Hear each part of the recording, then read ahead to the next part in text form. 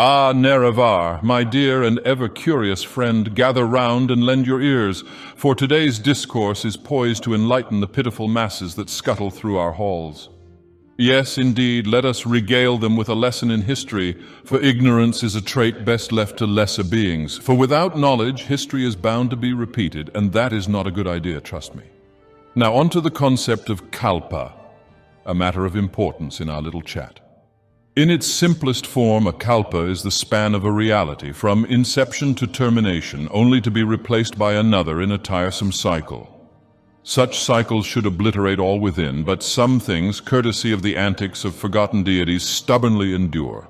A tidbit that Umaril's dear old dad and those repulsive Druk have in common, remnants of a previous kalpa, you see. How they weathered the cataclysmic finale of reality? Ah, Nerevar, I'll leave you to ponder. It wouldn't be fun if I spoiled it all, yes? Now observe the neat categorization into 6 eras: Dawn, Merethic, First, Second, Third, and Fourth. The Dawn Era, a time before temporal structure dared to impose itself, and the Merethic Era, a realm of scarce dates, each a puzzle piece in a disjointed mosaic. Era once referred to periods of 800 or 1,000 years. The delightful ambiguity of it all. Scholars, you see, bicker incessantly over historical nuances, fueled by biases that range from ego-stroking to feigned loyalty, racial tensions, and the glaring absence of scientific rigor. But of course, my dear Nerevar, I hold the key to the truth beneath it all, for I am a god. How can you doubt a god? The Dawn Era, the primeval epoch often dubbed the beginning times. During this perplexing phase, time itself embarked on a convoluted odyssey, adhering to a path that scoffed at comprehension, and the very laws of nature frolicked in untamed anarchy. A timeline, my dear friend, was but a pretentious construct in those days. I mean, time is still a pretentious construct to me. A god, how can you time a god? What a grand and intoxicating innocence. And thus, Orbis, the stage for existence, unfolded with its myriad planes, a symphony of cosmos. Within Orbis, the Atada were forged, manifesting as gods draped in their adolescent turmoil and melodrama. After many tumultuous throes, our realm, Nirn, emerged from the cacophony. But do be aware, their claim of creation is but a tapestry of deceit, stitching together remnants from forsaken endeavors. The Hist stand as a testament to this brazen artifice. Post-creation, the Atada dispersed. Some sought refuge in distant realms, others selflessly interwove themselves into the mortal fabric, while those aloof from divine theatrics took refuge as Daedric princes. But do not fret, Nerevar, I shan't delve into the tiresome drama of these pseudo-gods. Feel free to consult my other enlightening sermons for a front-row seat to their folly. Now let us cast our gaze upon those who populated the mortal plane. The Elnophe they were, who swiftly succumbed to fractious strife, as all beings with a knack for civilization inevitably do. A contingent remained in the fabled Isle of Aldmeris, while the wanderlust-stricken ventured forth to the lands of Atmora, Yokuda, and Akavir. And the revelation dawns upon you, does it not? Men emerged from their grasp, while the remnants, resolute in their adherence, bore the mantle of Mer. Yet even Mer fractured, yielding the tapestry of Altma, Falma, Dwemer, and Bosma. Oh, but do linger on the whimsical whims of Daedric matron Azura, as the Khajiit sprang forth from the Bosma's lineage, an odd tapestry woven from their essence. Yet the tale does not cease there, for the Hist saw fit to craft lizards into parodies of men and Mer. A dash of evolutionary whim, you see, for originality is far too arduous a pursuit for such geriatric beings. And as for men, they splintered again, Needies of Tamriel, Nords of Atmora, and the Red Guards hailing from Yokuda. Alas, the Akaviri men, they stumbled and faltered, ultimately succumbing to the appetites of indigenous creatures. Creatures I'm certain you've encountered in your travels, Nerevar. And by the end of the Dawn Era begins the elven linear history with the Merethic Era, a chapter oft-termed the Mythic Era, where dates evaporate into mist and events dance within the haze of ambiguity. Aldmeris, the elven realm of antiquity, met its aqueous doom, and the Altmer and sorrowful Exodus sought refuge in the Somerset Isles, forever pining for their submerged homeland. Yet some ventured to Tamriel's heart Cyrodiil, where the Altmer's conquest displaced the native feathered men, birthing the Aelids. Behold, the white gold tower stood proud, a monument to their dominion. The dwarves, the industrious Dwemer, meanwhile, delved into subterranean splendor, erecting sprawling metropolises below the mountains of the north. Enter the saga of Veloth, swayed by Boethia's honeyed promises, an allegiance to Daedric patrons forged, a belief in the good, Daedra. Trinimac apparently didn't like that, threw a tantrum, got his sorry ass handed to him, and returned as Malakath, turning his Altma followers into Orsimer. Veloth, undeterred, wandered to the realm we know as Morrowind. It is a shame that they ended up losing their civilized ways and devolved into tribes, but that's when the houses rose to redeem their devolution. Yet the Ashlanders clung to their primal essence. As this era's curtain neared its descent, Nede-Enwaz of Craglorn clashed with the supposedly peaceful Orcs, which turned them into a barbaric and violent race, as if that wasn't in their blood already. The Proto-Nords, migrants from Atmora, whose quest to escape the dragon's talons led them to stain their hands with Falmer blood, establishing Skyrim's first enclaves. Dragons, those flying lizards beings of supposed wisdom, fell prey to a farm tool's cunning, confined within ancient ruins, and the dragon war echoed, until Alduin was cast into the folds of time, leaving the Nords with an oddly leisurely existence. The Nords, in their newfound peace, were so bored after the event they explored the region and discovered a sordid secret in High Rock, the interbreeding between Nid and Mer. Disgusting. And, as if that wasn't bad enough, the Bosmer emerged, uniting in an empire, the Cameron dynasty. The first actual and proper empire was Bosmer. This has to be a new low, Nerevar.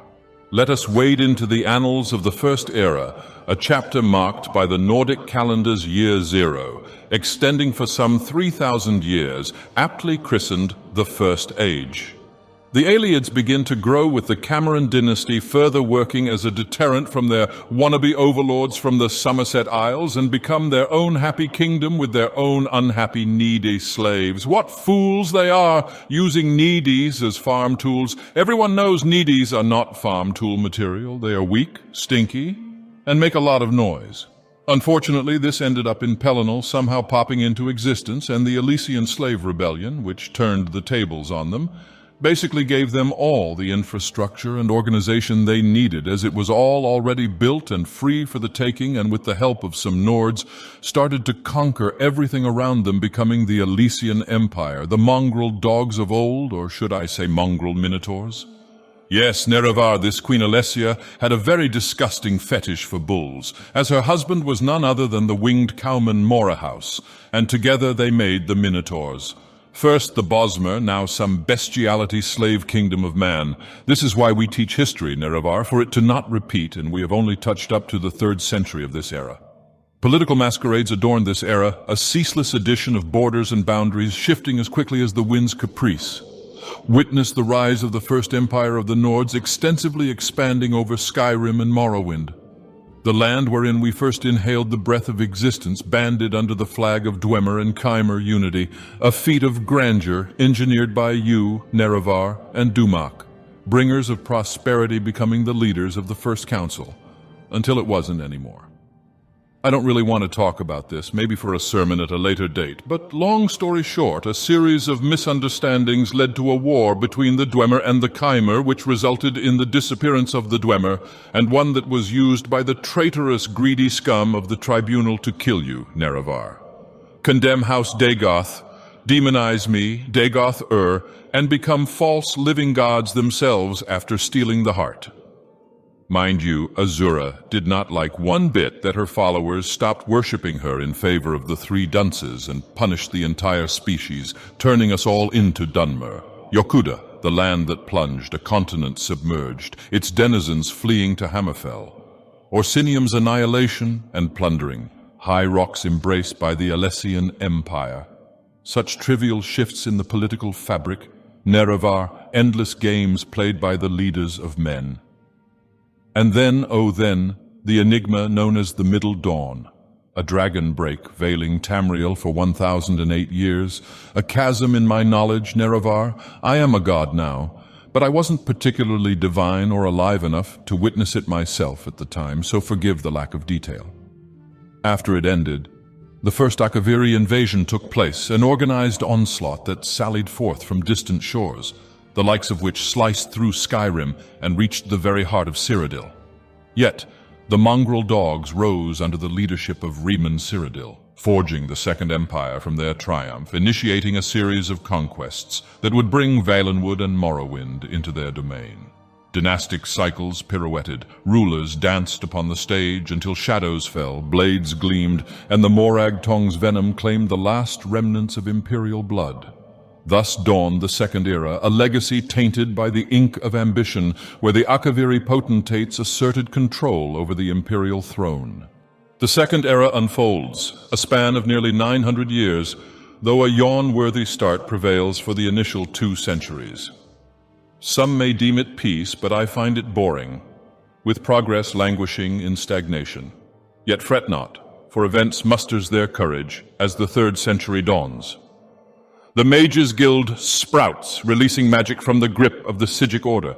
The Psijic's island of Artium vanishes. The Kingdom of Camlorn and the Elsewhere Confederacy are founded, and the first proof of existence of the Dark Brotherhood comes to light.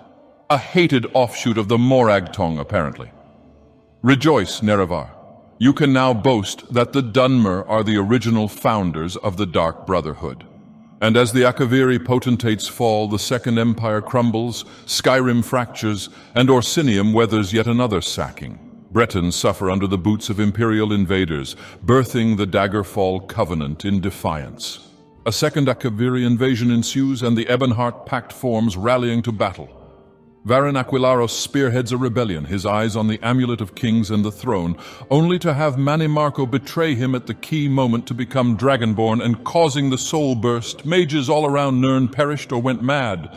Ever the opportunist, Molagbal seizes the chance, thrusting Nirn into Cold Harbor through the dreaded Planemeld. Clivia Tharn's madness and ruthlessness reaps havoc. The first Aldmeri Dominion is given birth, and the Three Banners War begins. Although the Planemeld's unraveling spells Molagbal's ejection, and a medley of curious incidents dance upon Tamriel's stage afterwards, your task to uncover their secrets, Nerevar. By the Second Era's end, Artium re-emerges, and Tiber Septim's campaign of conquest commences. And I, Dagoth Ur, awaken to a realm in chaos, the Numidium wielded by a mongrel emperor. You can imagine my mood at the time from how the Red Mountain erupted. I drank so much coffee that day. Let us descend into the Third Era, proclaimed by Tiber Septim's unification of Tamriel's provinces. Yet, as history unfurls, the era becomes a canvas daubed with imperial emperors and empresses' deaths and births, being generally in turmoil akin to diseases fighting each other to see who kills their host first. The 4th century rouses with an unnamed apprentice infiltrating the battle spire, and another nameless hero embarking on a lackluster plot to rescue the imperiled emperor, their names lost to the tides of time. Ah, Nerevar, the 5th century, where my artifacts, Keening and Sunda, resurface, but you, blinded by the tribunal's deceit, betrayed our bond, unaliving me once more. What did you think you'd manage by falling in the lies of the tribunal? Almalexia went mad and murdered Sothosil and Vivek. Actually, whatever happened with Vivek? Did you, Nereva, bear a hand in his vanishing? A discussion over ash yams is in order after this sermon. Daedric turmoil, relentless as ever, begets the Blood Moon prophecy and the Oblivion crisis. Martin Septim rises as savior, ousting Mehrunes Dagon, but in his victory, the Amulet of Kings shatters, and Martin, the last of the Septim bloodline, is lost in a petrified form of Akatosh's avatar. Manimarco, the King of Worms, meets defeat, and the hero of Kvatch ascends as Sheogorath, but without etching any name upon history's scroll. Ah, Nerevar, here we stand at the threshold of the 4th Era, where no emperor's banner waves, no heraldic fanfare marks new beginnings. The hero has departed, an emptiness gracing the throne. Vivek City's demise, as the hanging rock resumes its fall, heralds the Red Mountain's fiery wrath. Black Marsh severs ties with the Empire, and the audacious farm tools venture into Morrowind, only to be quelled by House Redoran. What a grand and intoxicating innocence! Orsinium, that ceaseless puppet, endures yet another sacking. It almost feels like there is at least one sacking scheduled for every era. What do people even sack from there anymore? Is this how they honor the sixth house and the tribe unmourned? The Thalmor ensnare Somerset Isle, birthing the Aldmeri dominion anew through Valenwood's subjugation. Artium's enigmatically disappears once again, moons vanish, and even the Khajiit farm tools prostrate before the Aldmeri dominion. Amidst the stagnation, Titus Medith II assumes the throne, yet the tide of decline remains unyielding. The Great War begins. The Aldmeri dominion prevails, leaving the imperial palace smoldering, the white gold tower pillaged. A fragile peace is created through the white gold concordat, a pause, a respite teetering on the brink, the precipice of another imminent clash. Skyrim's civil war unfurls, the last dragonborn emerges, Alduin's return beckons, and a series of minor events whirl in a tumultuous dance. Vampires seek to obscure the sun, Hermaeus Mora's champion returns to Solstheim, the mechanical heart's construction culminates. The Emperor's life is snuffed out, and mythic dawn remnants craft an oblivion gate anew.